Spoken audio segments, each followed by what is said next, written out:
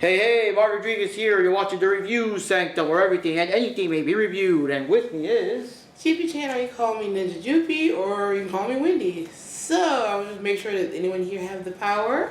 Oh, yes. I have the power! No, you don't. And I don't think Skeletor would approve of that sword. It's not up to his standards, and I think it's a little bit too small. Yeah, but I do like it though. It has a good heft for it, even though it's like a, toy and all that. But anyways, guys, yes, we just saw, or at least yesterday, opening night, we just saw He-Man, the movie, well, I guess the movie's just called Masters of the Universe, but we did see the 2026 version of Masters of the Universe, and like we always say, because we have been doing good, we always like try to hit these movies like opening night, opening weekend and stuff, and because of that, there are going to be some heavy spoilers, so if you guys have not seen the movie yet, wait till you see this review or something, because we're going to go all in. Yeah. Heavy spoilers. Definitely.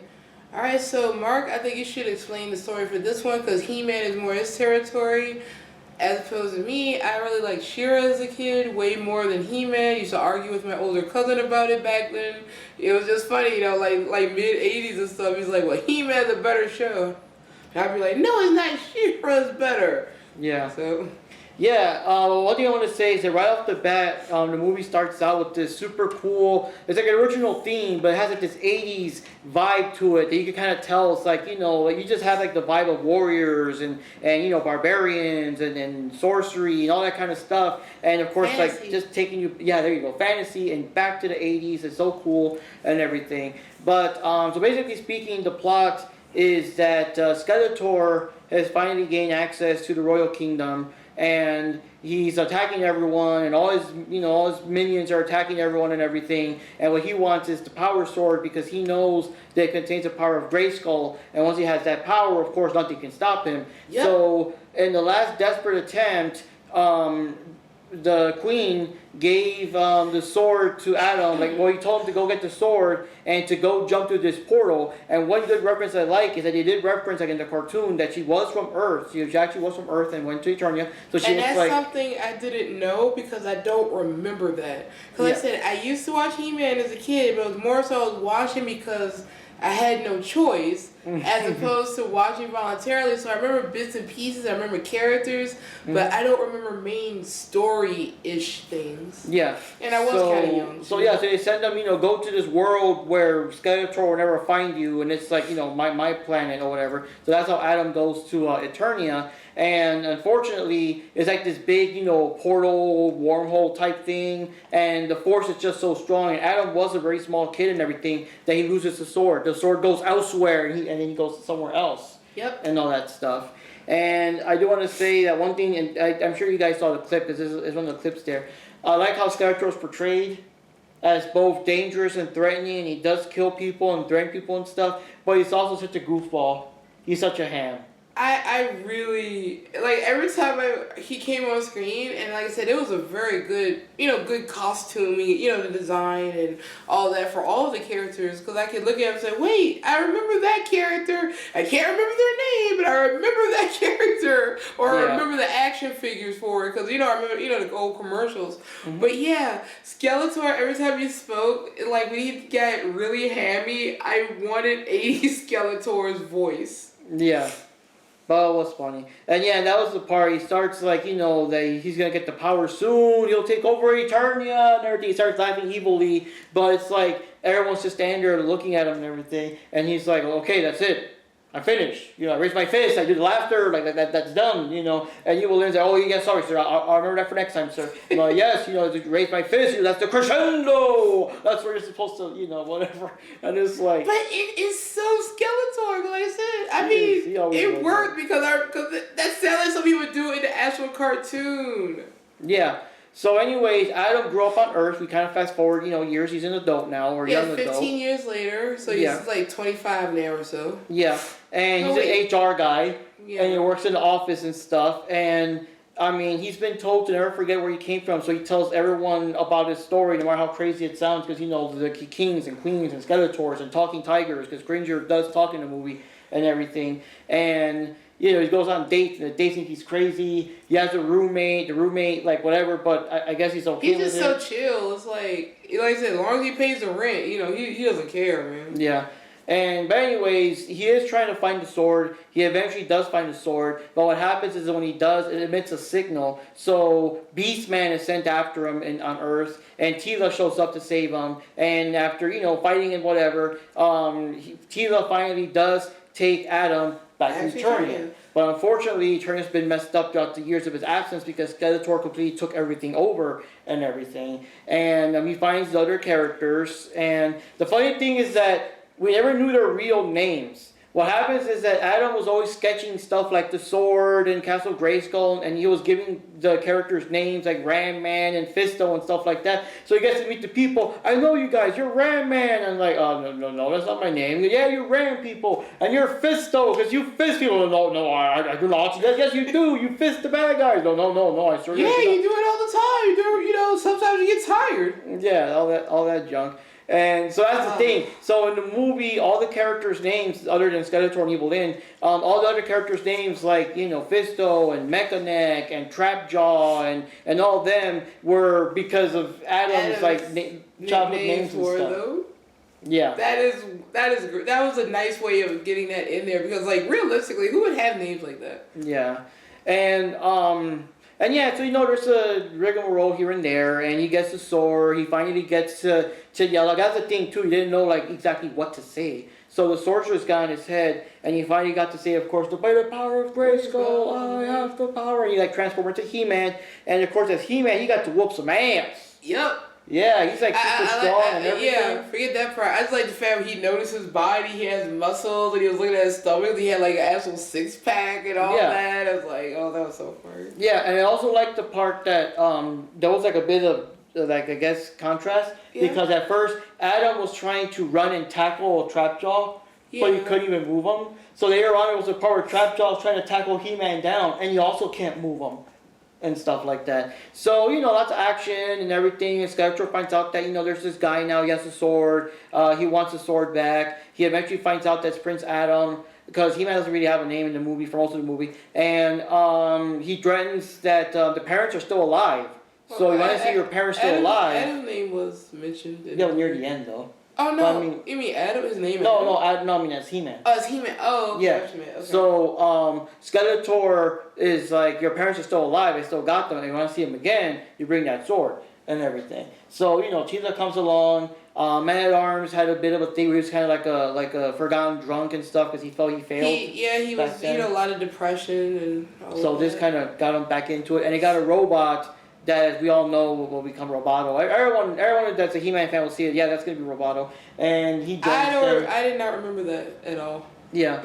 He joins them and stuff, or I guess she joins, got a feminine voice in this version. And, more fighting, more stuff. Eventually, unfortunately, King Randor dies. And Adam, while he's distracted trying to save him and stuff, gets knocked out by Skeletor. So I'm guessing if you actually get knocked out, he loses his power because he reverts back to Adam. I guess because they took the sword away from him. Yeah. But he also bashed him in the back of the head and stuff with the Havoc Staff thing. So I was trying to figure that one out because I was just thinking maybe because he just didn't have, in this case, because he did. No, that doesn't make sense either. I was thinking that because He-Man is so powerful and so whatever that if you can actually knock him out, maybe that does it. But yeah, he's back to Adam. And he has to rally everyone else because he's going in the same prison with everyone else. So he gets to rally with them and actually convince them to let's go and fight their way out and all that stuff. Mm-hmm. So there's a big epic final battle. Adam shows up and tries to Adam and Tila ride Gringer to Snake Mountain or Castle. I don't know. They both appear. Snake Mountain's in Castle. No, they went to Snake Mountain. Oh yeah, you had to go to Snake Mountain. Skeletor was there. Yeah. Yeah, Action figures sold separately. Yeah. And Skeletor did have the sword, but I guess because the thing is, since He-Man was chosen, Skeletor couldn't do it. He was like, I have the power! And he's like, ugh. Yeah, they go Evil Lyn is like, why is this not working? Yeah, and all that. And yeah, it was specifically for him. So anyways, there's a big epic battle. He-Man does turn back into He-Man and everything. And no, it wasn't. No, hold on. No, Adam still tries to, stop Skeletor and stuff. And Skeletor actually blasts his sword to bits. And that's something I was not expecting to see in the movie. Yeah. But that never happened in the cartoons or none that I ever seen. But he actually broke the sword to bits. And of course, that's the big, we're screwed and there's no way to win kind of moment. And then he used the broken piece to stab Adam right in the heart. Yeah. Now the weirdest thing is that during this sequence, Adam kept having like this back and forth between back to his Earth life and back to like, you know, where he is in Snake Mountain, about to die with the sword still in him and everything. And Skeletor kept showing up, and just, it was like on Earth. But he was also kind of probing his mind too. Yeah. So like, cause there was an earlier scene where where Adam was like, he goes to the gym once in a while, and it's kind of funny, good reference there. He's trying to find like the appropriate weights, and Dolph Lundgren shows up, and he's like, "You're in my spot," which is hard, you know. And then they sit and talk a little bit, and Adam's like, "Hey, maybe you got, you know, some advice for the new guy," which is kind of funny too. And then when he leaves, he's like, "Oh, and good journey," which is of course a reference to what they said in the original, the first live action He-Man movie and everything. So that was very clever. And then the other thing, another reference was that in like with Skeletor's minions, you got Beastman, Trapjaw, Triclops, Spycore, and everything. But then you got Karg, and Karg was like the made-up villain with the long white hair and the hook hand that was in the first He-Man movie. Because I guess they made more characters to sell more toys. So it was weird because in the first movie it was just Beastman and Evil Lyn and a bunch of new guys. But the weird thing is, they never made a Karg action figure though, so I don't know what's whatever. But he's back here. I guess he got. But didn't the movie didn't do all that well back then either? More.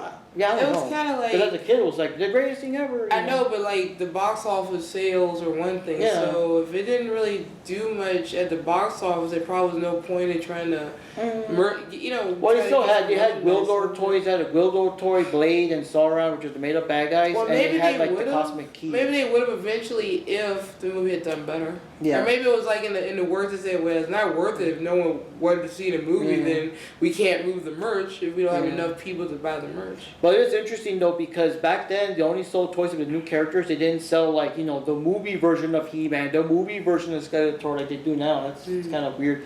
But anyways, so yeah, so we got flashbacks of Adam back in the gym, and Skeletor's there pumping iron with a fucking hoodie on. No, that's just... And then we work back to his HR office, and Skeletor shows up in a he still got the hood and the skull face, but he's wearing a suit. What is with this place? And he's got a little coffee mug and stuff, and the boss is like, who's the demon? And all that. And oh yes, what a place. Oh, what is this place again? Oh, human resources. Oh yes. And the fact that he was insulting at the same time, like what? Like this is what Earth is like? You know, like that. Yeah. So that was. Oh my God, that was just the guy playing Skeletor. I don't know if Jared Leto just did the voice or he also did like the body work, whatever, just CGI the skull whatever. But where was the actual person doing Skeletor? Just had way too much fun. And I'm sure Jared Leto had way too much fun doing all the voicing for that too. So anyway, he is partially redeemed himself. Yes. So He-Man, you know, Adam finds out, you know, of course, that the power's with him, that he is the vessel, the sword I guess helps whatever, but he is the chosen one. So it turns into He-Man, beats the crap out of Skeletor, and, you know, the movie's all good and everything. And because of that, when he got back and he pulled out his sword out of his chest, all the big stuff. And the sword reforged, was reformed. Yeah, and yeah, you know, lots of good stuff. And near the end, we got some '80s cheese. Roboto got destroyed during the fight, and he got rebuilt, or she got rebuilt, looking more like the accurate action figure with the gear spinning. Because that was the gimmick for the toy. You could see this gear spin. So she's like, this is kind of revealing, isn't it? Teela actually looked like Teela because like all throughout the movie, it's like that's Teela. I said, okay, I know there's a Teela, but.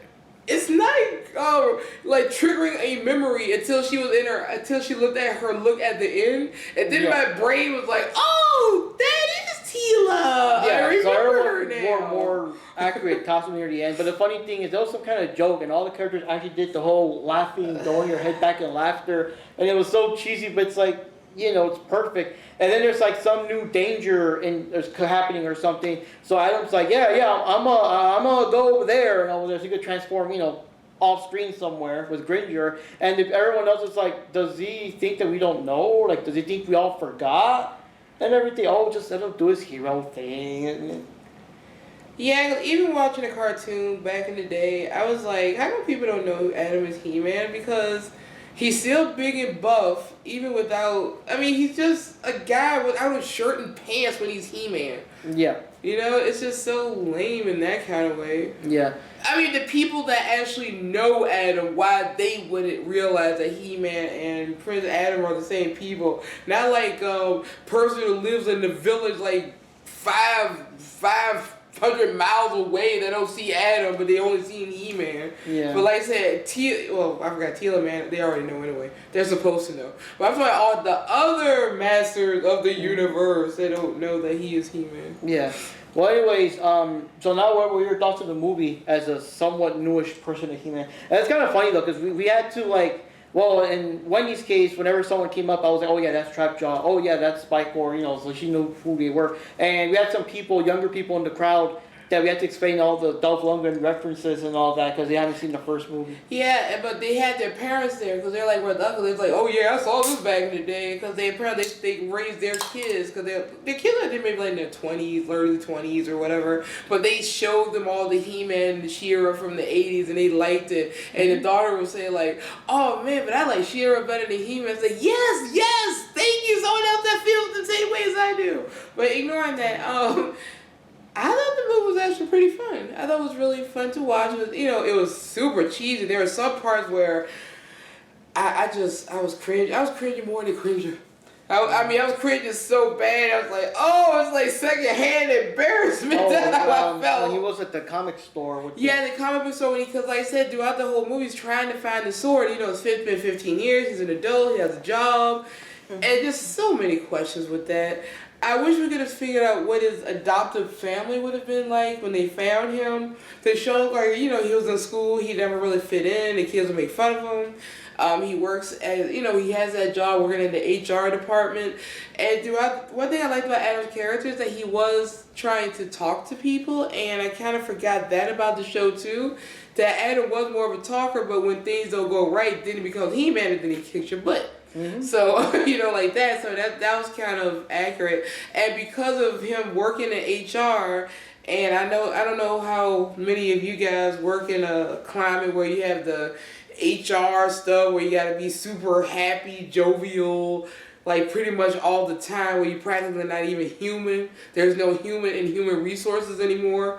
So, and it kind of makes sense that he has good talking skills, try to de-escalate things and all of that, and a good listener. So yeah, it was funny because in the prison he was trying to talk everyone up. He was still trying to do it like it was like an HR meeting at the office, and the guy's like, "Well, what office? This is this is a dungeon. This is a war discussion." Yeah. So yeah, I like the movie. Some other thing. Well, yeah, those were like a few nitpicks. I wish we would have had, because like I said, if you have when he was a kid, when he got separated from the sword, he ended up on Earth in Oklahoma, and then they kind of flash forward to the future, and he's here he is like 25 or whatever, and he's has his job, his apartment with that roommate of his, and how he was obsessed with the sword, and that's kind of how he lost his job. He was so obsessed with looking for the sword. He was always, looking it up even on work time, and that's bad regardless. And one guy said, "I found your sword," and it was at like a hobby shop, and he went to the hobby shop, the sword is there, and he's going around asking people, "Do you have my sword?" Oh, that was so creepy, and I was like, oh my God, please take him back to Eternia. This is too cringe. But the thing I didn't get is like, okay, it's a real sword. It's in a display for whatever that particular character was. Why would it be a real sword? I mean, that's not a normal thing. It's usually, it's always like a prop sword with a statue. Why is that? And he did end up getting it. He stole it. He went back home. And of course the police came, they arrested him. I like how what was it? The comic book girl was like, you're not supposed to take the sword. Hey, can you stop like fondling the character or whatever? And then at the end when he stole the sword right off, hey, are you single? Like, yeah, probably she liked that. I don't know, but whatever floats her boat. But the thing and here's another nitpick of mine, because like I said, he took the sword and the police had to arrest him because he did steal it. They had him in the back of their little squad car. Why was he not cuffed? Because at that point, that's when Beastman attacked, And of course, all the people like, they jumping out of their car, they're running away, and then of course he's open, and the sword is in the car with him when it probably should have been like in the back, in the trunk, because it's like evidence, and it's just right there in the car with him. Unless that's how they do things in Oklahoma. Yeah, maybe that's what they do in Oklahoma. And of course, he had the sword, and when then Tila shows up and tries and helps and all that. So it was just like I said, it was a movie. Yeah, But it was fun. I liked it. It did make, and there were so many scenes like when they showed Castle Grayskull, or when they showed like all the things they were riding on, like the little vehicles and all that stuff. Because like I said, I was looking at stuff like that they looked familiar to me, and I was thinking of commercials. So the main thing that kept popping in my head throughout the entirety of this movie, action figures sold separately. Yeah. And what can I say? It was a good movie. I am glad though, because the thing is, one of the biggest faults of the first movie was that a lot of it took place on Earth. I guess it was to save money on the sets or whatever, but a lot of it took place on Earth. So when the trailer first appeared, and it's like, Adam's on Earth working it off, we're like, oh fuck, not again, that kind of thing. So I'm glad that he wasn't on Earth for too long. Once they go to Eternia, they go to Eternia, and minus the little flashback scenes were just worth it to see Skeletor in a business suit and stuff like that. But minus those scenes, the whole rest of the movie is in Eternia and stuff, so it is pretty cool. I still wish that we could have found out more about the family that raised him on Earth. Yeah. Because it would have been, because I'm pretty sure they'd be like, trying to call him and say like, how are you doing, Adam? What's going on? Unless he grew up in an orphanage, but even then, they didn't show it. We don't know. We don't know what he did that time, and like I said, it's probably not that important. But for a person like me, I kind of would like to know.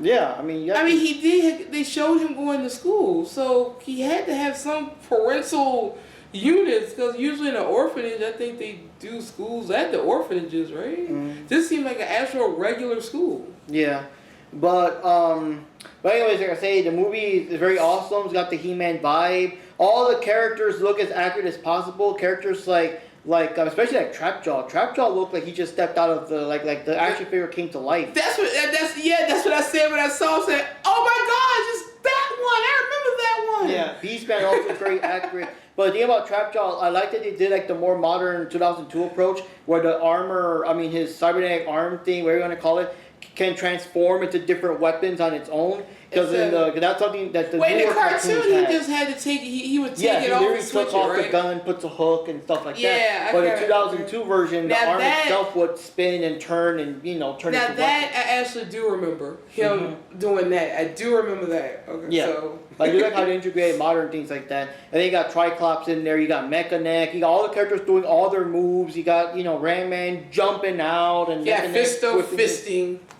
Yeah, and all that stuff. And just everything, all the characters look as on model as possible for the fantasy and all that stuff. Oh, and another thing I'm saying that was really good. The Adam could be saw him as 10-year-old Adam.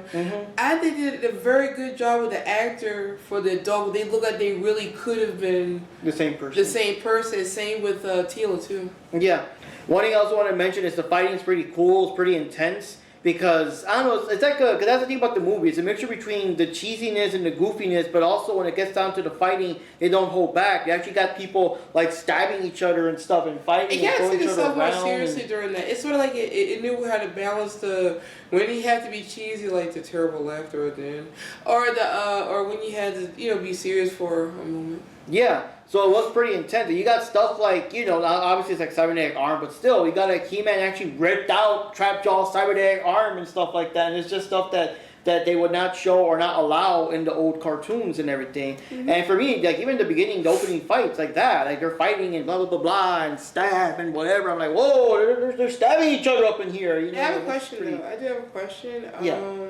Man-at-Arms, because with Duncan, I thought he used to have, lasers in his... Yeah. He never used anything like that, did he? No, I don't remember. He didn't. But he did have the mace scene that he used a lot and everything. Okay, yeah, but I remember him having lasers or shooting from his arms or something. Yeah. But I think he used them mostly in the intro than the show. He didn't use it? I can't remember. I thought he did. It's been I don't know. It's been so long ago. But he still has his weapons and his shield and stuff like that too and everything. And what else can I say? But yeah, that was the thing. I liked the tone. It was pretty good, pretty action packed. Now, the only thing some people say, there are a bit of adult jokes here and there, but the thing is, it's not that bad, but it's like when you got characters named Fisto and Ram Man, I mean, the jokes write themselves. Like, hey, you're Ram Man, you ram people, and you're Fisto, you know. But the sword thing, that just came out of nowhere, and that seemed that was too much, in my opinion. That one was that was just too much. Yeah, one of the Skeletor scenes, you'll see. Yeah. But, I do like also, one thing that did surprise me, though, was that Evil Lynn, Skeletor kept mistreating her and stuff. And the camera would always kind of pan, you know, like whenever Skeletor leaves the room, you still see Evelyn's kind of like she's not looking too happy or whatever. So I was surprised that near the end of the movie, she didn't do like a betrayal or some kind of something, you know, because I felt it was kind of building up to that. So I was kind of surprised and everything. So I guess we'll see. Like Ricky Rocks is a big fan of the movie too. He said, hey, save it for the sequel, you never know. And another spoiler is that Skeletor actually killed Moss Man in the movie. And since he's all plants and stuff, and in other incarnations, he's pretty much like their version of Swamp Thing. He can just regrow and all that shit. So when that happened, I was thinking to myself, that's clever. They killed the one character that can grow back, and that didn't happen. So maybe he'll come back in the sequel or something. But yeah, I was surprised that he's like dead and stayed dead. You know, like holy moly. And one other thing that's very, very 80s, or very, very 80s. Because, you know, they had to do this back then. Orko showed up because Orko wasn't in the movie at all, but he appeared at the end to give some like the moral of the story type thing, like the old cartoon, like the 80s cartoons do, like G.I. Joe and you know all those things back then. Yeah. And then another thing that was kind of fun for people was saying how nowadays all the bad guys always got to be redeemable or some tragic backstory or whatever. But Skeletor, no, he's just evil. He's just evil all the way. Yeah, and I liked it because he was trying to say, so why do you want to be evil? Blah blah blah, yada yada yada. You know, Adam was trying to talk to him. He's like, dude, I'm just evil. I like it. Yeah, it's fun. Like, I am the villain, and it feels so good. Yeah, and yes, I mean the evil. I miss that in media and stuff. I don't know if it's just a generational thing, like everyone has to have some kind of you gotta have some kind of tragic backstory as to why they're evil, as opposed to there are just some people that are just evil. Yeah. Like I said, like Maleficent, like I said, that'll always be my example. I loved her in the 1960s Sleeping Beauty. The movie itself was whatever, but I loved her as a character. Then we got Maleficent. Damn, she was just a tortured soul because Aurora's father betrayed her when they were kids and all that other stuff. And oh, Lord, yeah, I hated that. Yeah, why can't she just be evil because she was mad because they couldn't invite her to the party? But yeah, but that was the whole thing. So overall, it's a good movie. Stay for the the post-credit scenes. There's some good ones. Yeah. I don't want to spoil those, but you know, I do want to say I do like that near the end of the movie they actually played kind of a modern version sort of, but they did play like the classic He-Man theme. Yeah, and that should give me the feel because that's something that happened. I mean, too. even though I wasn't big on He-Man as a kid, I always loved the theme from the show. Yeah, and I just like that. Like, and this is the thing, the advantage between this and the older movie was like the bigger budget and more stuff. Because, like the other movie only had He-Man, Teela, Man-at-Arms, and then Skeletor, Evil Lynn, and Beastman, and all these made up other bad guys like Blade and them. But this one had like all the people. You had Roboto, you had Fisto, Ram Man, Mechaneck, Trapjaw, Cyclops. Of course, my question for Mark during the movie was, so which action figures did you have out of this group? Oh, God. We had Beast. Well, first of all, we had Battle Damage or Battle Armor. It was called Battle Armor. Battle Armor, He-Man and Skeletor. We had, we had Beastman, we had Mechaneck, we had Roboto. I remember having Roboto back then. But I don't think we ever got Fisto or Ram Man. But y'all never had like Castle Grayskull or... Oh, those too expensive. Yeah, those are big old sets, and you know, for whatever money, you know, you gotta do the thing where...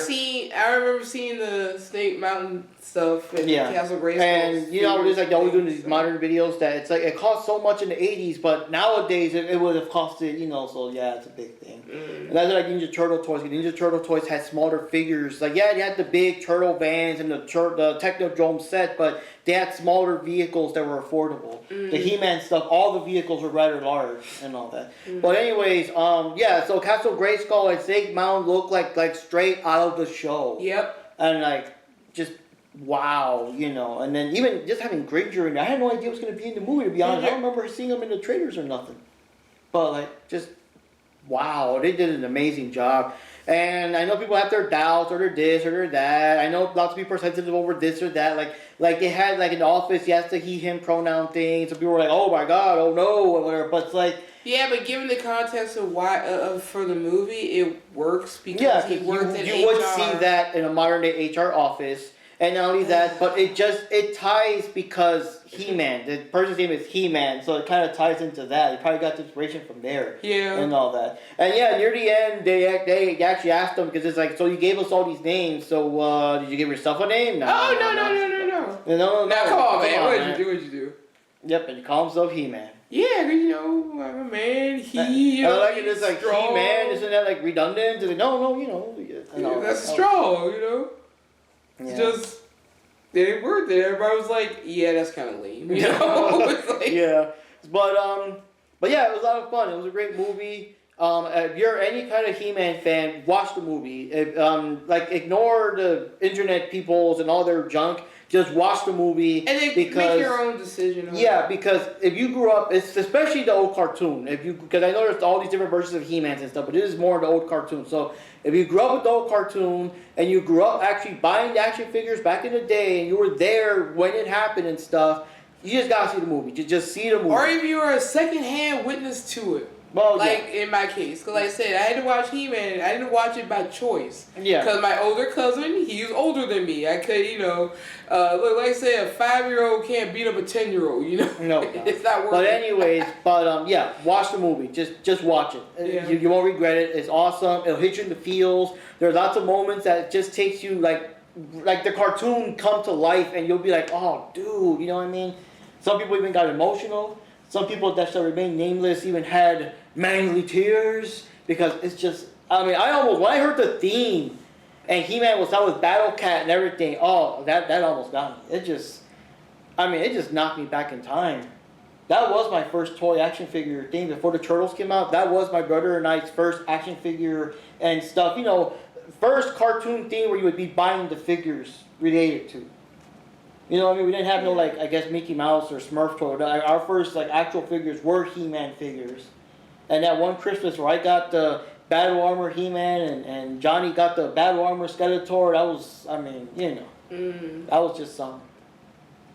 And everything. And yeah, we told Johnny to check it out too. And of course, even back then, for what it was cool seeing the other live action movie, because, I mean, at least at that time, that was as close as possible to see it come to life and all that stuff. But, well... Yeah, I think that's much more we can say, but yeah, I guess we just wrap it up, right? Yep, all I can say is that owe it to yourself. You're a He-Man fan, watch the movie, ignore all the whatevers and the pronouns or whatever they say. Oh no, you know, whatever. No, watch the movie. Yeah, because it actually works within the context of the movie. Yeah. So anyways, guys, it's Mark Rodriguez signing off here. And it's the Juvie channel, also known as Ninja Juvie, or you can call me Wendy. And like I said, villains, they monologue. Heroes, they have dialogue. Yep. And this has been the Review Sanctum, where everything and anything can be reviewed. And yes, we have the power! No, you don't.